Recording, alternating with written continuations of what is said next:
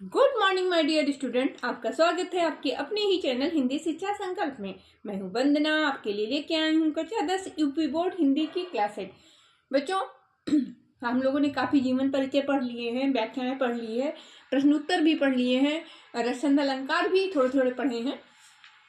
और आज हम जो पढ़ने जा रहे हैं वो है आपकी एक कविता, बहुत ही महत्वपूर्ण कविता, आपकी परीक्षा के लिए बहुत ही महत्वपूर्ण है, क्योंकि ये 2013, 15, 17, 19, 21 और 23 में पूछा गया है।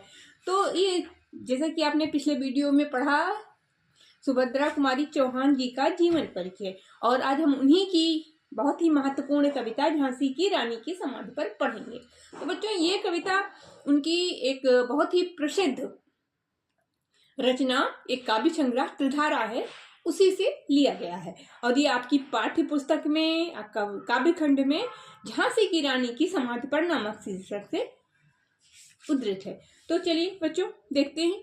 पहले संदर्भ देख लें। जैसा कि मैंने आपको अभी बता ही दिया है, संदर्भ आपका वही रहेगा कि प्रस्तुत पंक्तियां हमारी पाठ्य पुस्तक प्रस्तुत, बच्चों ऐसे लिखिए, प्रस्तुत पंक्तियां सुभद्रा कुमारी चौहान, हमारी कवयित्री सुभद्रा कुमारी चौहान जी की प्रसिद्ध कविता त्रिधारा से ली गई है, जो कि हमारी पाठ्य पुस्तक काव्य खंड में झांसी की रानी की समाधि पर नामक शीर्षक से उद्धृत है। ये तो हो गया आपका संदर्भ। और प्रसंग आप क्या लिखेंगे? अगर प्रसंग लिखना है तो आप लिखेंगे कि झांसी की रानी की वीरता के बारे में व्याख्या की गई है। बच्चों, तो चलिए देखते हैं क्या है। इस समाधि में छिपी हुई है एक राख की ढेरी, जलकर जिसने स्वतंत्रता की दिव्य आरती फेरी।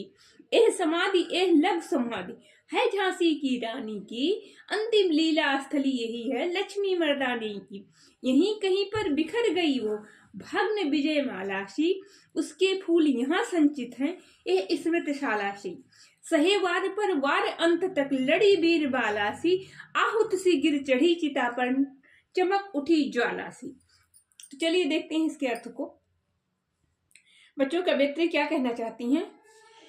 जैसा कि उनका जीवन परिचय पढ़ाते समय मैंने आपको बताया कि ये वीर रस की कवयित्री हैं और देशभक्त हैं, गांधीवादी विचारधारा से प्रभावित हैं। देश के लिए इन्होंने काफी कुछ किया है, असहयोग आंदोलन में भाग लिया, जेल गई, काफी कुछ इन्होंने स्वतंत्रता के लिए किया है। और जो झांसी की रानी है वो बहुत बड़ी स्वतंत्रता संग्राम सेनानी है। आप लोग जानते हैं उन्होंने कैसे कैसे अंग्रेजों का सामना किया, किस तरह अपना बलिदान दिया। ये देश उनका कर्जदार है, कभी भुलाए से नहीं भूल सकता है। तो चलिए क्या कह रही है हमारी कवयित्री जी, देखते हैं। इस समाधि में छिपी हुई है एक राख की ढेरी। बच्चों, समाधि में क्या होता है? राख की ढेरी ही तो होती है। तो कवयित्री जी कह रही हैं कि है तो ये मामूली सी समाधि, इस समाधि में छिपी हुई है एक राख की ढेरी। ये जो समाधि है उसमें एक राख की ढेरी छिपी हुई है। जलकर जिसने स्वतंत्रता की दिव्य आरती फेरी, जो खुद जलकर स्वतंत्रता के लिए, जो खुद अपना सर्वस्व निछावर करके दिव्य आरती फेरी है, एक परंपरा शुरुआत की है।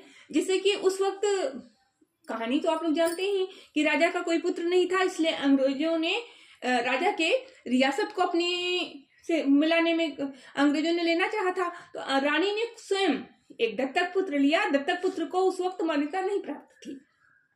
अपने दत्तक पुत्र को पीठ पर बांधकर और अंग्रेजों से मुकाबला किया। उन्होंने कहा मैं अपना राज्य नहीं दूंगी और मैं युद्ध करूंगी। एक महिला होकर भी उन्होंने इतना बड़ा युद्ध किया, और युद्ध ही नहीं किया, अंग्रेजों को नाके चने चबवा दिए। वही कह रहे हैं, जलकर जिसने, खुद जलकर, और उसने स्वतंत्रता की दिव्य आरती फेर दी, स्वतंत्रता की नई परंपरा शुरू कर दी। यह समाधि है, यह लघु समाधि है। यह समाधि है, ये तो समाधि ही है, और एक बहुत छोटी सी समाधि है झांसी की रानी की।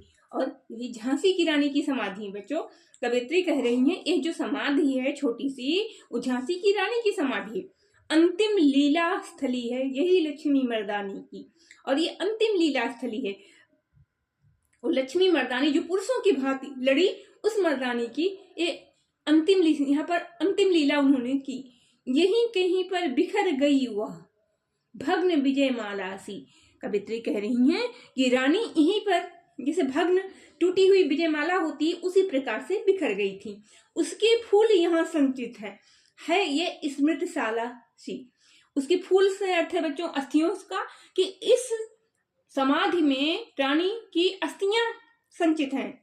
मतलब संचित का अर्थ होता है कि सुरक्षित हैं, रखी हुई हैं। ये स्मृतिशाला सी, जैसे कोई स्मृतिशाला होती है, कोई याद करने की वस्तु होती है, उसी वही है ये।